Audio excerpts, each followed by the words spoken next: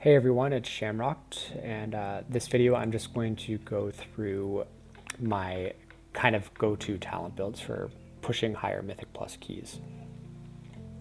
I'm actually going to start on the left side of the tree here, and what I'm going to do is I'm just going to go through the talents that I think are super necessary for higher keys, and then the talents that I would play, a little bit loosey-goosey with, the ones that you can move around depending on the dungeon you're doing or depending on, how you're feeling that day or how you want to heal. All right, so let's get into it. That being said, actually, I'm not like the obviously major talents like chain lightning, astral shift, all that stuff I'm not really going to talk about. I'm really just going to talk about the ones that are the ones that you may be on the fence about taking. All right, so first I'm going to start with elemental orbit. So this talent is it actually kind of snuck up on me. I didn't really take it at first, and then when I did take it, I was like, wow, this actually makes a big difference for me. So when you go and you push higher keys, it's hard to stay alive. Let's just put it that way. There are a lot of abilities that after a certain point begin to one-shot you or just do so much damage. So having a basically permanent 20% increase heal on yourself, buff on yourself is pretty massive, and it works with all of your heals. So, and then also being able to have a second earth shield on whoever. Most people put it on the tank, but I hope that doesn't limit you. You can actually put it on anyone you want at any time. So if you know someone's going to be taking a lot of damage and they're going to need a lot of healing for whatever ability, you can sneak that earth shield on them right away with barely any cost other than a global. A great example of this would be for the last boss in Shadow Moon, Ner'zhul. Somebody has to go out and bait those like purple circles, and they do a ton of damage on high tyrannical keys. So being able to use earth shield on that person, and at least from my experience, really makes a difference and makes it easier to heal them. So anyways, having elemental orbit, I would say crucial for higher keys, for keeping yourself alive. And on that note, I would also say that keeping yourself alive should always be one of your highest priorities. So if the group is taking a ton of damage and somebody has to die, you have to sacrifice somebody, make sure it's not yourself.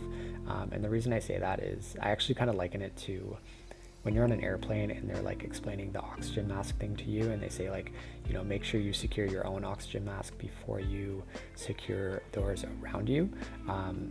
And the reason is because if you pass out, you can't help anyone, right? So it's the same thing I find in healing for Mythic Plus. Like if you die, then everybody else is going to die too, because there's no healer alive unless it's like, the boss has like 1% health left, or maybe, I don't know. There are some extenuating circumstances, I'll give you that, but for the most part, if you die, the group will soon follow.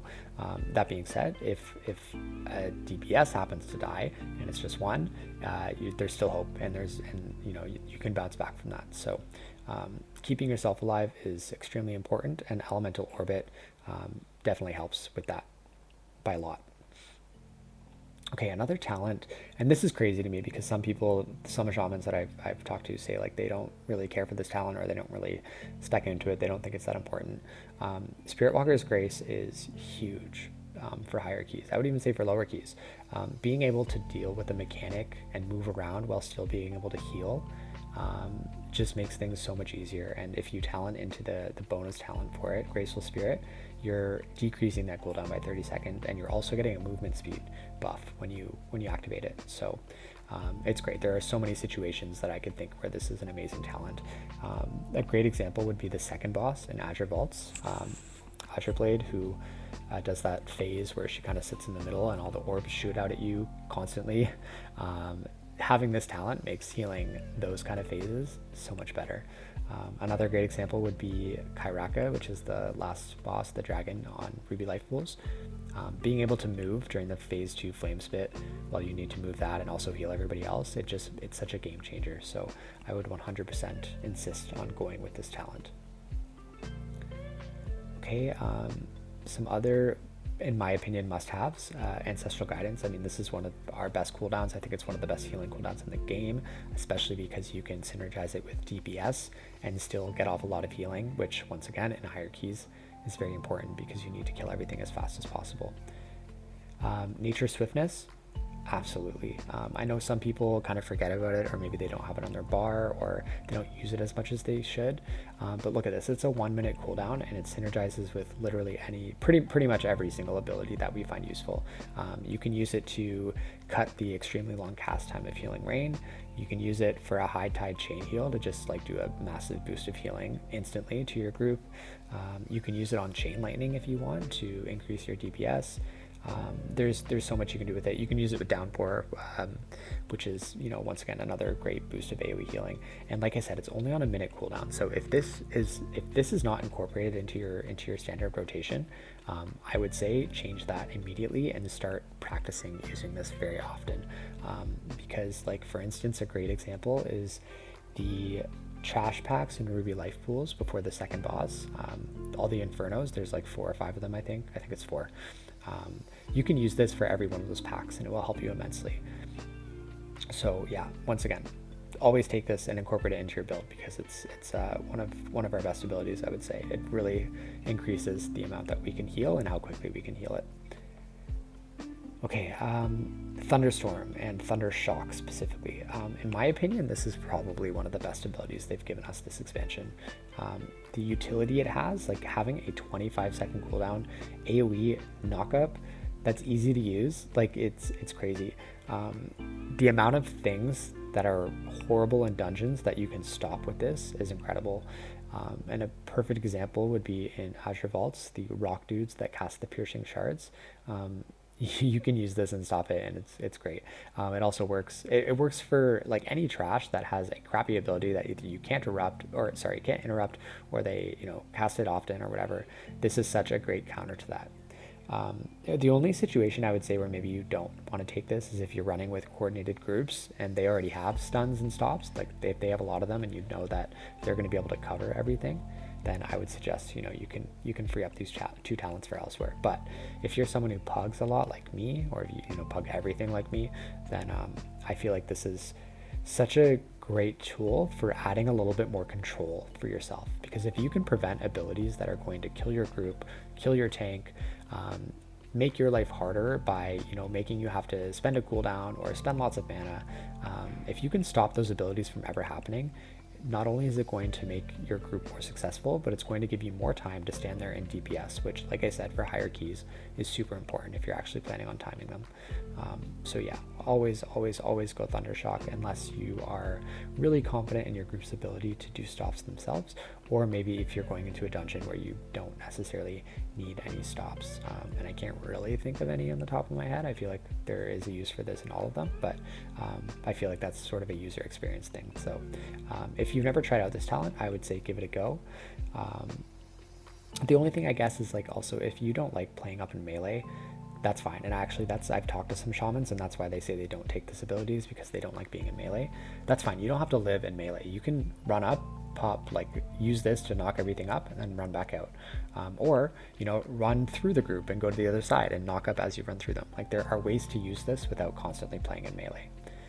Side note though, I think learning how to play in melee and being comfortable with that is also a very big tool for success in higher keys. So you should think about that if it's something you're scared about, is just sort of practicing doing that. But yeah, anyways, my opinion, Thundershock, absolutely go to pretty much every time. Okay, so now I'm going to discuss some of the talents that I think are more you can take, or you like. It's really depends on the dungeon you're running and maybe personal preference as well. So first, improved Purify Spirit, which allows us to decurse. There are a few dungeons where this is where this is important to have. A great example would be Temple. A lot of the mobs there use a curse, and being able to decurse is great. There are some other classes that can bring it to the pool, like druids, I believe. So if they're expecting to decurse and they're confident they can get everything, then you can free up this point. But I personally, I like having control over things that I need to heal or potentially heal.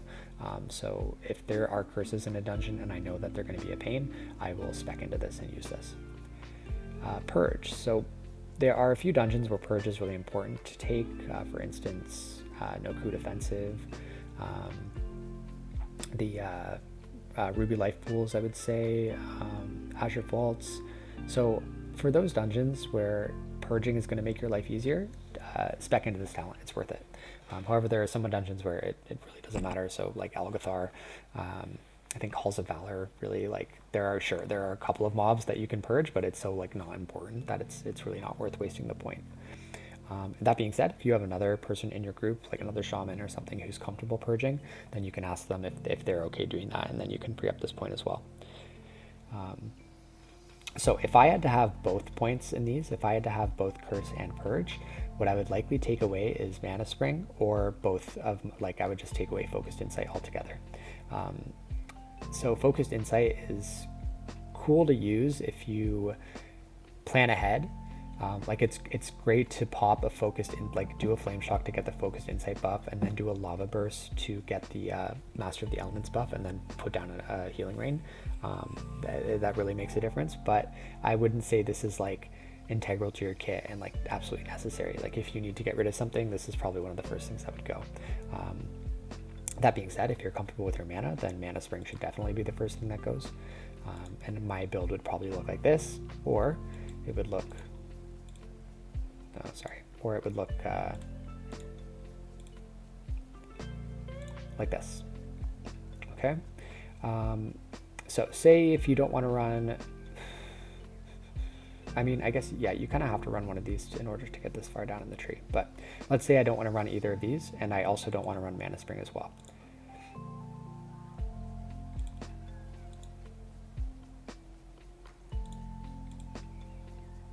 Sorry, just messing around here.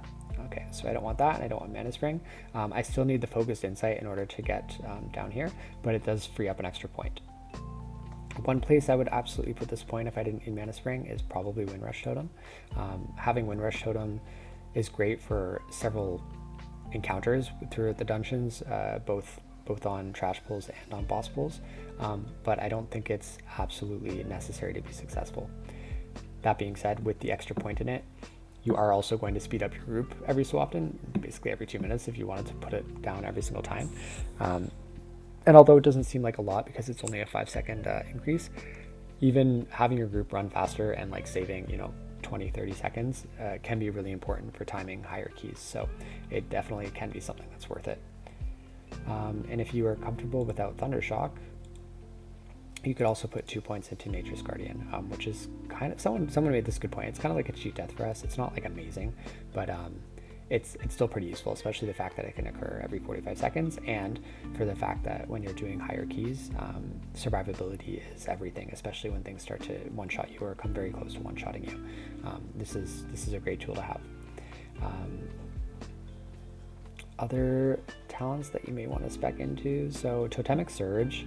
I feel like you could either go that way or go Totemic Focus. So Totemic Surge reduces the cooldown of your totems, and Totemic Focus increases the radius, which honestly not so important, but more importantly increases the duration of Cloudburst. In my personal opinion, Cloudburst is already long enough. I really haven't encountered a lot of situations where I was wishing it was longer, so I would really never take this point, but depending on your playstyle, you might want to go in here. And even further, if you only want 1 point in Nature's Guardian just to have that cheat death, but it doesn't have to be as great as it could be, you could then put either 2 points in here, or you could put 1 point and 1 point, or 2 points in Totemic Surge. Really up to you. Those are, like I said, those are the ones that I would kind of play around with, but if I go back to my standard build, this is what it looks like for the most part. Sorry, one more thing I forgot to mention is Frost Shock. So I'm only expecting to that this week because of Explosive, but if you decided not to use that, you could take that point and put it back into Focused Insight, or put it into your improved Purify Spirit in order to keep this chain long, and then still have all of your points over here to play around with. Okay, so that's basically it. No, I think that's good. I was going to say, I mean, choosing between these two Astral Shift boons, I definitely would pick Plains Traveler. So Astral Shift at 40% less damage is pretty much enough to survive anything that you need to. Having the additional 15% is not needed, so having the lesser cooldown and longer duration I feel like is way better. Okay, so now moving on to the right side of the tree, which is the fun stuff. This is our actual healing stuff. This is my go-to build. And like I said, personally, this has worked up to and including timing 23s with no issues. I've never encountered anything yet where it seems mathematically impossible. Every time I can't do something, it's because of my own personal errors, or maybe the errors of the group. But I've yet to encounter a situation where I'm like, wow, this is not possible to heal with what I have. And this is the build that gets me there. That being said, there are a few things that I would consider moving around. But before I talk about that, I guess I should mention that this is a chain heal focused build. So I have both High Tide and Ancestral Reach. Ancestral Reach increases chain heal by 8% and causes it to bounce an additional time. And then High Tide makes it so that your chain heal do not reduce with each jump. And they also give it a little boost of 10%. So both of these together are great, because if your group is clumped together and not so spread out, you can basically heal the entire group with High Tide chain heals and get massive boosts of healing. And if you do it while Cloud Burst is down, it's all the better. So this is a really great build. Another way that you could spin it though is if you wanted, you could do Flow of the Tides instead, which basically means that you use Riptides as ammunition to beef up your chain heals. The only thing is that it makes you miss that additional bounce. However, with the current notes for 10.0.7, this is actually going to add a bounce as well. So this will be a very viable talent to take. But anyways, I'm going to go back to this because I like the extra bounce. I find that the extra 30% healing at this point is sort of an overkill for most situations. Okay, so now going into the points that I would maybe sacrifice to switch around. So first, Downpour. So I personally, I'm going to be honest with you, I don't see a lot of situations where I would sacrifice Downpour, but a lot of shamans who are running hierarchies do sacrifice this in favor of just casting Chain Heal more, which is totally fine. And then if you do get rid of this, it frees up a space for Mana Tide if you have mana issues, Flash Flood if you find you want, faster heals,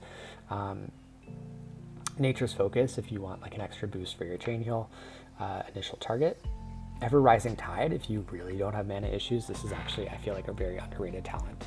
It's just because of the 30-second cooldown, it's pretty great. Like, you can have this up for the majority of a dungeon. It does, for me personally, it causes mana issues, so I don't like speccing into it unless I'm running like a full DPS build. Okay, but anyways, I'm gonna put that point back in Downpour. The other points that I would maybe sacrifice in order, like say if I really had mana issues and I wanted Mana Tide Totem, I would probably sacrifice either Stormkeeper or Lava Surge. However, because Lava Surge synergizes so well with Master of the Elements and really allows you to set up some, bigger heals, especially with Acid Rain getting a 20% increase from Master of the Elements, I usually would get rid of Stormkeeper. For me personally, I mean, it's on a 1 minute cooldown. It's a great ability to have, but it's not necessary like your regular. I mean, the fact that it has a cast time in itself that you could be using to just cast Chain Lightning again kind of decreases the value for me. If it was instant, then I feel like I might feel differently about it, but I feel like losing this is not like the biggest DPS loss in the world. Like, you can live without it. So that's what my build would look like if I had some more mana issues. Now, if I had no mana issues at all, I could actually get rid of Water Shield and Resurgence and stick that extra point into Ancestral Vigor. Okay, so let's see what that looks like. And now I have an extra point to play around with as well. So once again, I can put this into Mana Tide Totem. I could put this into Torrent, Flash Flood. Really, it depends on your playstyle, but that's what I would play around with. And I find myself doing this on Tyrannical weeks a little bit more because I feel like I need the 2 points in Ancestral Vigor to survive some of the one-shot abilities that bosses do on higher keys. I find this is a lot harder on Fortified weeks because I personally go through a lot more mana on Fortified because you're just healing so much all the time with every trash pack. But anyway, so once again, if you have this free point, you could stick it wherever you want depending on your playstyle. That being said, I haven't really run like a lot of 24s and I haven't run any 25s or 26s, so for me personally, having 1 point into Ancestral Vigor is more than enough to get the job done for what I need to do. The last point I'll make is if you have a point or Earth Living Weapon, I would say take that off. Assuming you have gold to buy runes, there's really no point in wasting a point here. Or yeah, there's no point in wasting a point in this talent. Reason being is that the runes that you can do will basically do the same thing. So it's much better to just take this point and put it somewhere else. I can't even remember where I took it from, so I'm just gonna take that away. Okay. So once again, this is my standard build, and I find that you can get through pretty much everything that's thrown at you, up to 23s and some 24s as well. Beyond that, unfortunately, I don't have the experience to say, but once again, this may give you a really good starting point to start pushing higher keys, and then you can tweak it based on your own playstyle and what you like to do and what you think makes you successful. Or you can check out some of the shamans who are actually doing the 27s and the 26s and all that, and see what they're running as well. It's probably similar to this, but they may be min-maxing a little bit more than I am in some areas. Okay, so I hope this was at least somewhat useful for you guys. If you ever have any questions, feel free to reach out to me on Discord or even in game. And yeah, best of luck, have fun. And if you guys ever want to share stuff that you've learned about your own build, or maybe there's some combinations in here that I'm not seeing that you want to point out, feel free to share in the comments, or like I said, if you ever just want to shoot me a personal message, I'm always happy to talk about all things Resto Shaman. But anyways, once again, good luck, have fun, and I hope you guys push keys the best that you can, and that you time everything that you need to time. All right, take care.